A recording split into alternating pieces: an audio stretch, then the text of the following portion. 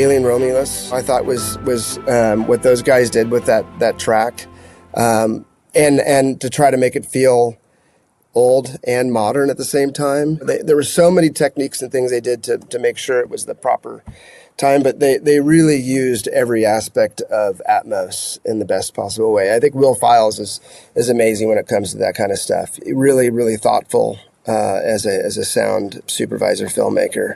I'm working with E Squared right now, Eric and Ethan.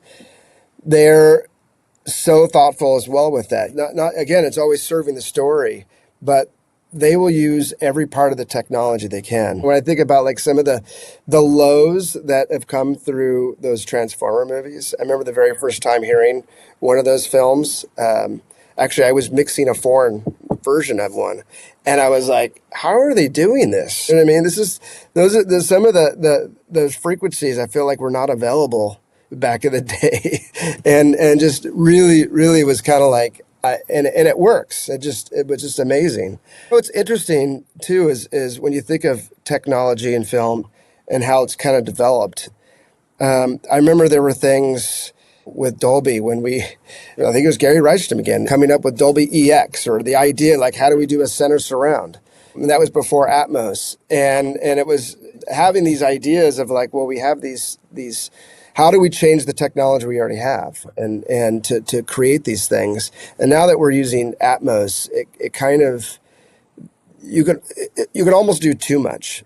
And I think that's a tricky thing.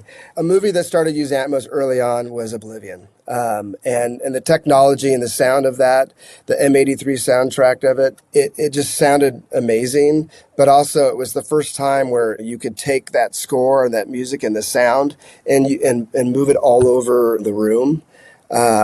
It's such a great sounding mix and super. There's a lot of ear candy in that film. I loved that film and what they did. Early on, before Atmos, I thought Gary Rizzo, same mixer, and Rennie Tom, The Incredibles. Such an incredible sound job. Still one of my favorite animated sound jobs as far as animated films go. Really, really just, that might bring back my love for James Bond, right? With that film. But just so much amazing sound in that film.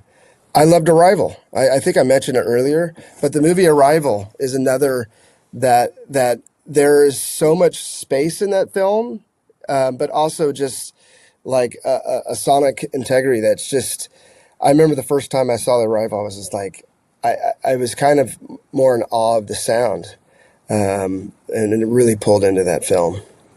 It's amazing. There's a lot of horror movies today that really allow us to try things as much as possible. And there's so many like smart, intelligent horror films now that really, really use and allow us to use, sound that way.